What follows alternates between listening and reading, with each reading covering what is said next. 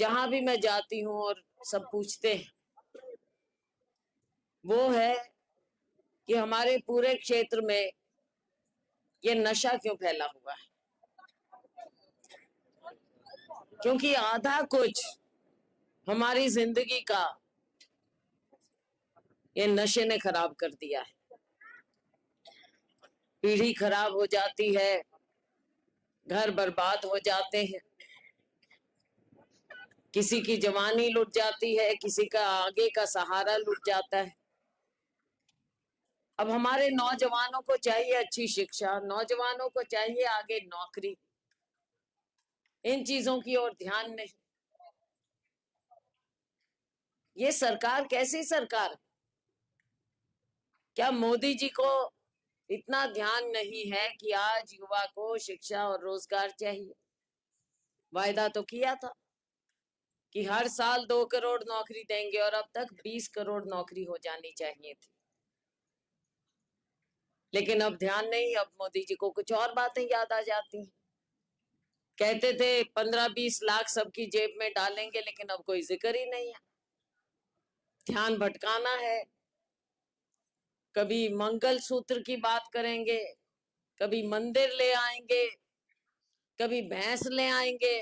भैंस वाली पता है मेरा? अभी आई है ना, मैंने भी अभी सुनी है 2 दिन पहले, क्योंकि मेरे समझ नहीं आई। मैंने कहा नहीं, ऐसे ही कोई कह रहा होगा, पर आई बात ये तो।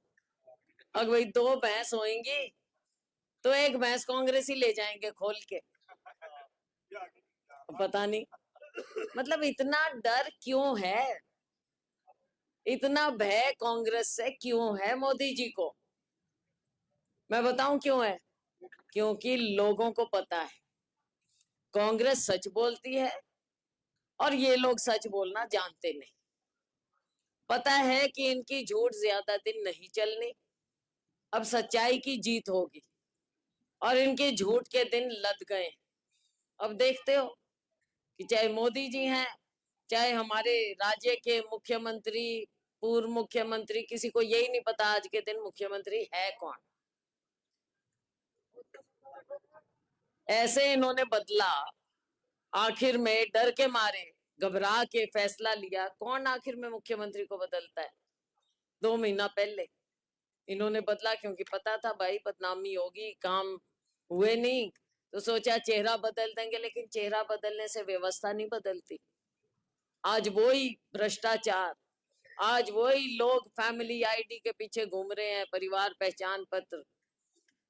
हमारे किसान को कहा भाई बीमा करो, बीमा करो, बीमा करो, बीमा करने के बाद मुआवजा कहाँ से मिलेगा? कोई देता है मुआवजा?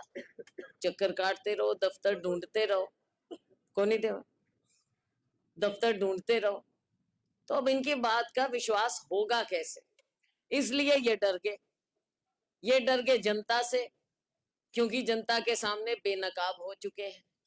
ये डर गए कांग्रेस से, क्योंकि अब इनको लगता है कि विकल्प कांग्रेस ही है और लोग कांग्रेस की तरफ देख रहे हैं अब आगे आने वाले कल के लिए। तो साथियों भाई, हम तो जाने पहचाने हैं, पुराने हैं, आपके साथ डटे रहे हैं। मेरी जहां तक बात है, मेरे पिताजी स्वर्गीय चौधरी दलबीर सिंह जी लंबे अरसे तक, जब से हरियाणा बना, आपके सांसद रहे। और उनके पुराने साथी अभी भी कोई पुरानी चिट्ठी दिखाते हैं, कोई कुछ। अभी तो मेरी भी पुरानी चिट्ठी दिखा रहे हैं, कार्ड उस टाइम के, क्योंकि उनके बाद आपका मेरा नाता भी रहा। और इस बार जब चुनाव आया और लोगों ने पूछा, मीडिया के मेरे साथी हैं, कि भाई कौन होना चाहिए आपके यहाँ से, तो भाई आपने तो नई पीढ़ी तक ने, सबने कहा कि शैलजा को लाओ, या तो शैलजा को वापस लाओ। तो साथियों, आपके आभारी हूं कि आपने मुझे इतने प्यार से याद किया, मुझे वापस बुलाया है। आपने, अपना घर है, अपने लोग हैं, आप मुझे जानते हैं, मैं आपको जानती हूँ। और विश्वास की बात है, आपका मेरे ऊपर विश्वास था, वरना आप मुझे कभी भी नहीं बुलाते वापस। आपने बुलाया मुझे वापस। मुझे इस बात का भी एहसास कि आपकी उम्मीद जो है उन पर हमको सबको खरा उतरना होगा। ये सरकार झूठ की सरकार ज्यादा दिन नहीं, केंद्र में भी बदलाव आएगा, राज्य में भी बदलाव आएगा। तो मेरी आप सबसे गुजारिश है कि 25 मई को होने वाले चुनाव में आप हमारा साथ दें। एक दिन कौन सा बटन दबाओगे पहले ये बता दो, अब मेरे को भी तो पता चले कि भाई सच्ची बात है कि नहीं। कौन सा बटन दबाओगे? देरो है